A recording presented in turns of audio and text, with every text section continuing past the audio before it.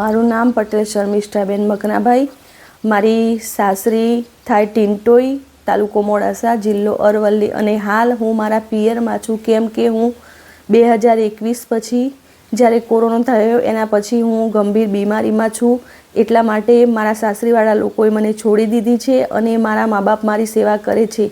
ત્યારથી હું મારા પિયરમાં છું અને હું એક પ્રાથમિક શિક્ષિકામાં નોકરી કરતી હતી. ખેડબ્રહ્મા તાલુકામાં પોશીનામાં હું નોકરી કરતી હતી અને ત્યારબાદ 2009માં મારા લગ્ન થયા. એ સાટા પદ્ધતિથી થયા હતા. ત્યારે મારું શરીર સ્વસ્થ હતું એટલે એ લોકો મને સારું રાખતા હતા. પણ ધીમે ધીમે બાબાના જન્મ પછી એક મને બીમારી આવી અને મને પણ એમ હતું કે એક બીમારી આવશે તો બીજી બીમારીઓ થોડી આવવાની છે, પણ એક પછી એક બધી વારાફરતી બીમારીઓ આવવા લાગી અને એ બીમારીઓ એવી કે જે સહન થાય નહીં અને દવાઓ ચાલુ રાખીને મારે જીવવું પડતું અને નોકરી કરવી પડતી. કેમ કે મારા સાસરીવાળા મારી બીમારીઓ કે દવાઓ પર પણ ધ્યાન આપતા ન હતા.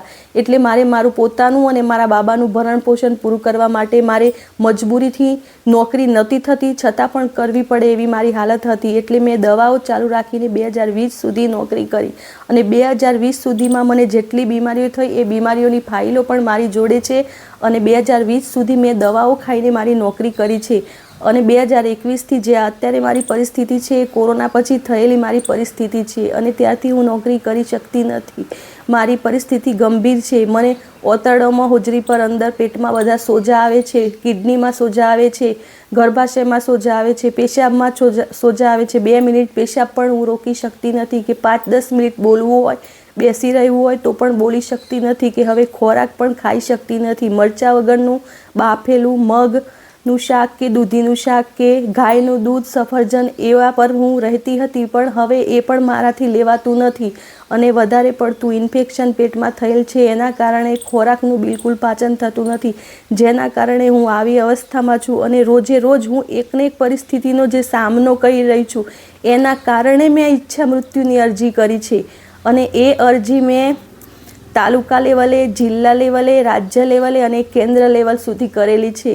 કેમ કે મને એમ થાય કે જો હું સાજી થઈ હોત તો પણ હું મારી જિંદગી જીવી શકતી હોત, પણ મેં ઘણા પ્રયત્નો કર્યા અને એમાં પણ મને મારા જ પોતાના લોકોએ છોડી દીધી. અને મારે 2 ભાઈઓ છે, એ પણ શિક્ષકમાં જ નોકરી કરે છે, પણ જે ભાઈ સાટામાં લગ્ન કર્યા એ ભાઈ પહેલાં તો અમારા પક્ષમાં હતો, પણ મા બાપ કે મને હવે બોલતો નથી કે ઘરે આવતો નથી અને એ અમારા સાસરીવાળા લોકોના પક્ષમાં છે. અને મારી બેન નાટક કરે છે, જૂઠું બોલે છે, એવું બધું કહીને લોકોને એ પણ ભેગો સાસરીવાળા લોકો જોડે સામેલ છે. અને નાનો ભાઈ છે પણ એ હવે બધાનું, મા બાપનું અને મારું અને બધાની જવાબદારી કઈ રીતે પૂરી કરે, એટલે એ પણ એ ચિંતામાં જ છે કે હું પૂરું તો કરું પણ મા બાપનું કરું, મારું પૂરું કરું, હું નોકરી કરું. મારી આટલે દૂર થરાદ, બનાસકાંઠામાં જ્યાં થરાદ નોકરી છે એટલે દૂર, તો મા બાપની સંભાળ લેવા આવવું પડે, મારી સંભાળ લેવા.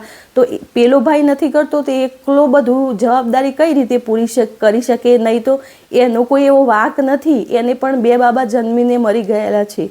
એટલે આ બધી તકલીફોના કારણે અને આજકાલના જે પત્નીઓ કે જે હવે ઘરમાં એક વ્યક્તિ એવું નીકળે તો બીજાને પણ એમ થાય કે એ એનું અલગથી બધું કરે છે તો હું કેમ ખોટા ખર્ચા કરું બીજા લોકો પાછળ. એ રીતે હવે બંને મારા સામું જોતા નથી અને મારા મા બાપ છે પણ એ લોકો શરીરે હવે સક્ષમ રહ્યા નથી અને એ કામ કરી શકે એવી હાલતમાં નથી. મમ્મીને પણ કોરોના પછી કિડનીની તકલીફ થઈ છે અને એના કારણે હવે મારી સેવા કરવાવાળું કે મારે જે વારંવાર પેશાબની તકલીફ, વારંવાર સંડાસમાં, જાજરૂમાં જવાની તકલીફ અને એ મારા ઘરથી દૂર છે ને એ બધું હું, મારી જે ભૌતિક સુવિધાઓ નથી એના કારણે ને આર્થિક તંગીના લીધે હું આ બધું શરીરની તકલીફો સહન કરું કે આ રીતે તંગીઓ, આ બધું મારાથી સહન થતું નથી.